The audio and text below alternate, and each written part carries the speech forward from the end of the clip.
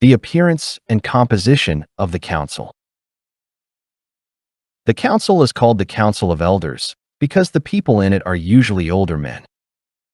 They are often depicted as having bald heads, white hair, and sometimes beard, almost like we depict wise men like Merlin and Gandalf here on Earth, apparently.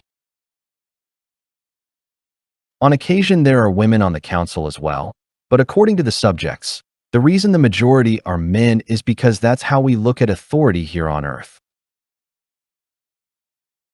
Noteworthy, though, is that most subjects are describing time/space events to Dr. Newton, which occurred at least a few centuries ago, when authority certainly was almost 100% men.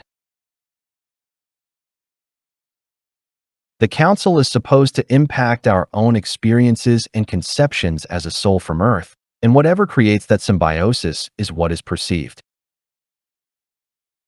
Dr. Newton is quite certain that as our culture change, we will see more women on the council. This conclusion is partly based on the fact that more advanced souls, whom have been participating in this study, often see the council members as androgynous. The member may appear either as sexless or flashing back and forth between male and female. It seems like this is all adjusted accordingly to whether the soul is in its progress at the moment.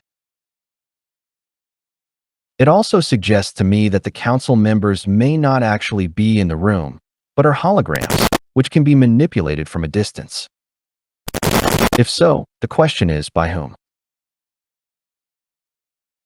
It could very well be that a hologram is preferred due to all the above reasons, so the right type of council members, with the correct grade of authority and outlook, can serve a certain soul. If this is true, there may be a real council whom we never meet, but who sit in the background and manipulate the hologram.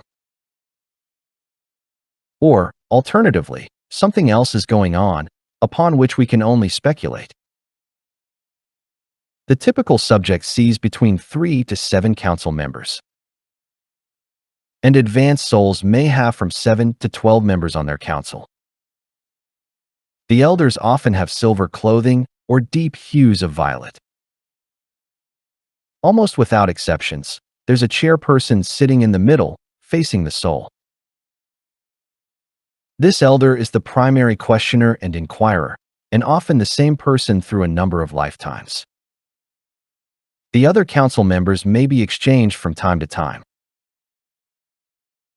Also, other members from our own soul group are appearing before different councils.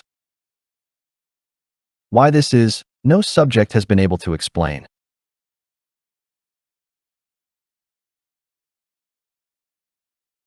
Hoods, foursquare hats, and skulls caps, all having an antiquarian flavor, have often been seen on the elders. Hoods are often thrown back from their heads. It almost reminds me of a religious order, although there is nothing religious about the council otherwise. Interestingly enough, it seems quite common that the council members wear medallions around their necks. Dr. Newton estimates that around 50% of the subjects see these medallions on the elders. Around 80% envision a circular design, while others may see squares, rectangles, triangles, and star-like designs, some of which are seen in 3 dimensions.